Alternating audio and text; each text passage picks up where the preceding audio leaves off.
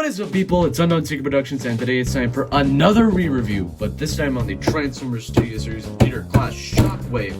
So as usual, we shall start off in the vehicle mode, and as some of you may know, Shockwave never transformed in the movie, but maybe it was for the better because of the short amount of time he was in Dark Blue Moon.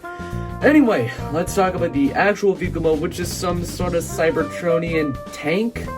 And as you can probably tell, this thing is just a big piece of kibble.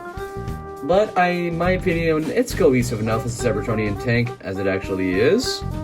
And these things are kind of obviously the robot mode feet, and these things are kind of obviously robot mode arms, and this is obviously his head. But me being a huge Shockwave fan, I don't care for this mode too much, but I still think it looks pretty good. And if you flip it over, you can see the whole robot mode body just resting underneath the tank mode, but let's be honest with ourselves, you're never going to display the figure on its side. And if you look at these tank treads, you may recognize these somewhat as reused parts from a previous Studio Series figure, that being Revenge of the Fallen Megatron. Yeah, this guy is essentially a heavy remold of that figure, but if I'm being completely honest, I don't care. Now, one thing that I have found out about this mode is if you untap the cannon, you can actually get some unintentional turret movement. Pretty nice, if I say so myself. But let's not waste any more time in an alternate mode that was kind of non-existent in the movies, and let's get the transformation to robot mode, shall we?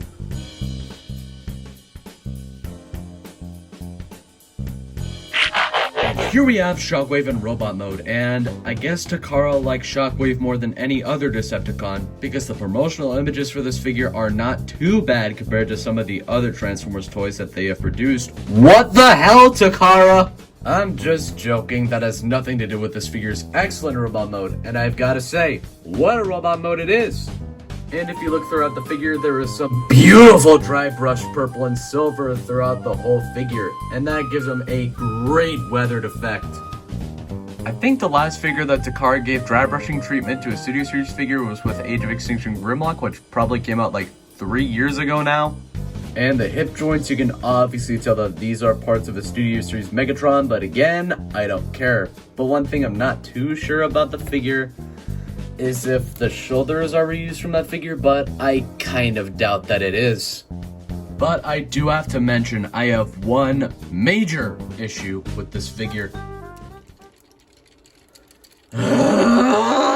These hip joints are way too loose. But if you can't stand them up, you can always plug them into a figure stand of your choice. And of course, this is a Figma stand, and re-review on Figma Kyoko coming soon. Anyway, the joints on the Figma stand are a bit too loose to keep Shockwave in aerial poses, and the base is a little bit too small. But when it comes to poses on the ground, you can stand them up pretty decently. And I have to mention that some parts in this figure are ridiculously rubbery. Those parts include the left hand, the cannon, this piece of trash, the foot spikes, and this thing. What I'm trying to say is that I'm not a fan of these rubber parts.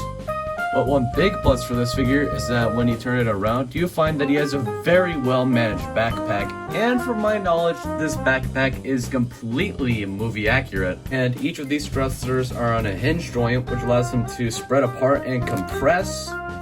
And before we get to the posability, let's talk about the accessories. To start off, you get a paratrooper, and that allows you to recreate Shockwave's death. Thanks, I guess. And you get a very small wheelie and brains. And these things are also made of a very rubbery plastic too. Now with these out of the way, let's move on to the posability. And just get this piece of trash out of the way. So there is a ball joint at the head, so we can look up that far, and a hinge joint at the neck allows him to look down that far. That looks kind of weird, honestly. Rotation at the shoulder, and can go a full 360. And the arms can move out. Bicep swivel. Bend at the elbow. Hinge joint at the wrist, but for some reason, no wrist swivel? Whatever. And of course, the other arm is the same, minus a wrist. And a hinge joint at the thumb. Legs can kick that far, can move back that far, splits, thigh swivel, bend at the knee, hinge joint at the knee cap, ankles can move up and down, they can extend, which is more for the transformation, and an excellent ankle pivot. So posability on this figure is pretty dang good. While there is no waist swivel on this figure, you still get a great array of posing options with this figure. And one thing I did forget to mention before is that the arm blade falls off too easily and is just a piece of trash. Get out of here. Now let's move on to the size comparisons, and this guy is pretty decently sized. This is all I have, don't judge me. Here's Studio Series Shockwave compared next to Figma Kyoko Sakura, NECA Gojira, NPM Barricade, Studio Series Sentinel, Megatron, Sideswipe, Robuster, and Topspin. Now, onto the packaging. As far as the box goes, you get your image of Shockwave, level 56, Studio Series Shockwave, Transformers Struck of the Moon, officially licensed as per product.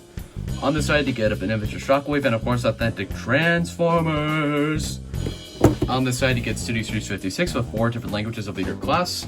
On the top, Transformers Struck of the Moon. On the bottom, useless stuff and barcodes. And on the back, you get your product shots, Transformers and Tips, Battle Chicago, Shockwave, and... So our overall thoughts on this guy. 2 words. Awesome figure. Yep, Shockwave is fantastic. Minus the standing issue, of course. He is pretty well articulated, great painting and sculpting, has a cool tank mode, but the arm blade is trash. So I would definitely recommend this figure to any Michael Bay Transformers fan, which, you know me, I am one of them. For a price like that, I don't think he's a bad figure to pick up. So, that is basically it for my review on the Transformers Studio Series Leader Class Shockwave, and as always, I will see you all in my next video. Peace out!